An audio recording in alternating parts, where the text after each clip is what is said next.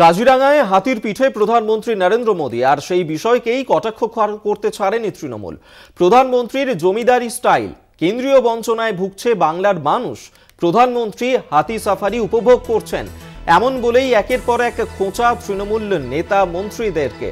এবং কাজিরাঙ্গায় সেখানেই জঙ্গল সাফারি করেন প্রধানমন্ত্রী নরেন্দ্র মোদী। প্রধানমন্ত্রীর হাতির পিঠেও চড়তে দেখা যায় তাকে, এবং এই ঘটনাকেই এবার কটাক্ষ করেছে শাসক দল তৃণমূল। জমিদারি তোপ তৃণমূলের, একের পর এক তৃণমূলের নেতা মন্ত্রীরা তারা খোঁচা দিচ্ছেন এই বিষয়কে নিয়ে। আমরা এই নিয়েই কথা বলবো। দেবজ্যোতি ঘোষ এই মুহূর্তে আমাদের সঙ্গে টেলিফোনে রয়েছেন প্রতিনিধি।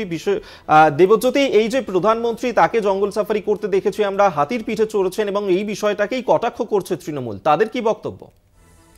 দেখো, তৃণমূল কংগ্রেসের পক্ষ থেকে একাধিক নেতৃত্ব তীব্র কটাক্ষ করেছেন প্রধানমন্ত্রীর কাজিরাঙ্গায় যেভাবে হাতির পিঠে চেপেছিলেন। অর্থাৎ তৃণমূল কংগ্রেস বেশ কিছুদিন ধরেই তাকে জমিদারের মতো আচরণ করছেন বলে কটাক্ষ করছিলেন। আজকেও তাকে কটাক্ষ করা হয়েছে যে যেভাবে কাজিরাঙ্গায় তিনি হাতির পিঠে ঘুরে বেড়াচ্ছেন তাতে একেবারে জমিদারের আচরণ করছেন।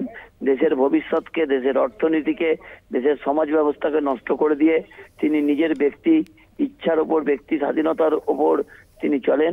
সেখানে সাধারণ মানুষের কোনো গুরুত্ব নেই। সেই জায়গাতেই তাকে তীব্র কটাক্ষ করেছেন তৃণমূল কংগ্রেস এবং বলেছেন যে তাদের দলে দলে সাংসদ দল ছাড়ছেন, দলের বিরুদ্ধে সোচ্চার হচ্ছেন, সেদিকে জমিদারের কোনো লক্ষ্য নেই বলে তীব্র কটাক্ষ করেছেন। বেশ, ধন্যবাদ তোমায়। বিশেষ প্রতিনিধি দেবজ্যোতি ঘোষ আমাদের সঙ্গে টেলিফোনে ছিলেন। এবং এই যে প্রধানমন্ত্রী নরেন্দ্র মোদীর তার এই অসম সফরে যাওয়া এবং তারপর কাজিরাঙ্গায় যে জাতীয় উদ্যান তিনি পরিদর্শন করেছেন এবং হাতির পিঠেও চড়েছেন প্রধানমন্ত্রী নরেন্দ্র মোদী, প্রধানমন্ত্রীর এই স্টাইলকেই জমিদারি স্টাইল বলেই কটাক্ষ করছে তৃণমূল এবং কেন্দ্রীয় বঞ্চনায় ভুগছে বাংলার মানুষ। সেক্ষেত্রে প্রধানমন্ত্রীর হাতি সাফারি উপভোগ করছেন এই বলেই কটাক্ষ করেছেন। আপনাদেরকে শোনাবো এই নিয়েই মন্ত্রী উদয়ন গুহ তিনি ঠিক কি বলেছেন।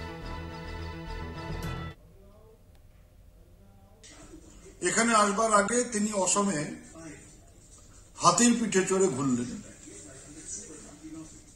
আগেকার দিনের জমিদাররা এইভাবে হাতির পিঠে চড়ে ঘুরে বেড়াতেন। আমাদের প্রধানমন্ত্রীও হাতির পিঠে চড়ছেন, এটাই তার পক্ষে স্বাভাবিক।